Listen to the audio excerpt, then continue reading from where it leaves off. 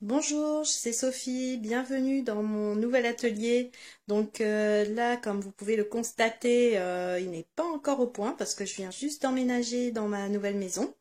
L'objectif, c'est de customiser une robe que j'ai achetée sur Internet et lui donner un petit style japonisant.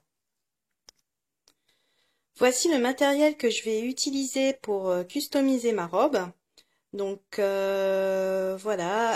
vais utiliser du ruban, des fleurs en tissu que j'ai fabriqué et je vous invite à regarder la vidéo précédente qui permet de vous expliquer comment faire ces fameuses fleurs. Et j'utilise aussi du matériel de Sashiko. Pour customiser mon col, je couds le ruban à l'intérieur de la robe. Alors, une fois que vous avez cousu le ruban tout au long du col, il est temps de passer la robe à la machine. Alors, sur ma machine, j'ai sélectionné le point zigzag et je vais faire un petit point zigzag tout au long du col. Je fais ma couture à partir de l'intérieur du col. Maintenant que le point zigzag est fait, je vais enlever le fil à bâtir et puis je vais passer à la deuxième étape. Le découvite est un outil très utile pour découdre facilement les fils. Par contre, attention à ne pas casser la couture que vous venez de faire. Alors maintenant, je vais emprisonner le ruban dans la couture. En fait, ça me sert à bien structurer cette robe qui est en jersey. Donc là, je vais bâtir mon point tout autour du col, avant de passer à la machine. Alors maintenant, je vais coudre des boutons chinois en m'arrangeant pour piquer dans le bouton et dans le tissu. Donc, je vais vous montrer comment faire un appliqué. L'objectif est de faire une branche de cerisier pour pouvoir customiser une robe. Donc pour cela, je pars de mon dessin que j'ai dessiné sur une feuille de papier et puis que j'ai découpé. Ensuite, je vais le reporter sur le tissu que je vais utiliser pour faire l'appliqué. Alors, pour faire mon appliqué, je vais utiliser ce type de crayon. Je vais reporter le dessin tout autour. Je vais dessiner le contour de l'arbre avec ce crayon spécial pour tissu.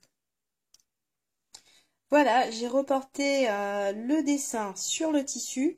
Maintenant, je vais le découper en laissant une petite marge de couture. Voilà, maintenant mon dessin est totalement découpé. Et donc, lorsque j'ai des courbures, ce que je vais faire, c'est que je vais couper, faire des petits crans avec mon ciseau en faisant des petites coupures pour faciliter la couture. Voilà. Donc là, à chaque fois qu'il y aura une courbure, je vais faire ça, je vais faire des petites hachures. Alors, j'ai reporté le dessin sur l'envers du tissu. Donc, je vais retourner sur l'endroit. Et ce que je vais faire, c'est que je vais l'appliquer sur le tissu. Et comme là, c'est un tissu quand même assez rigide, un peu de type jean, j'aurais pas besoin de mettre de viseline. Si ça avait été un tissu fin, de type coton fin, j'aurais appliqué une feuille de viseline au fer à repasser avant.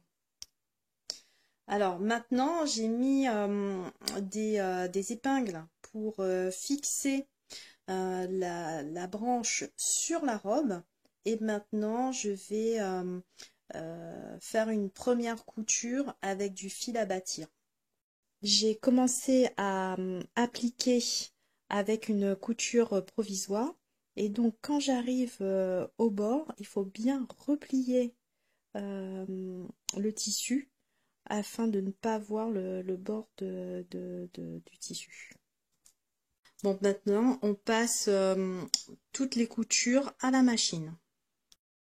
Voilà, le dessin a été appliqué sur la robe. Donc là, nous avons la branche. Comme les couleurs sont vraiment trop proches pour donner plus de relief, je vais broder au point avant. Maintenant que j'ai décoré l'appliqué avec de la petite broderie au point avant, je fixe les fleurs en tissu.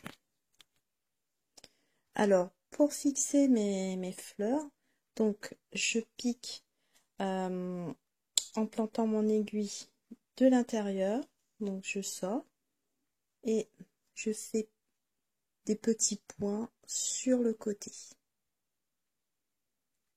Donc comme ça, et je repique. Voilà, ça doit rester, la couture doit rester invisible.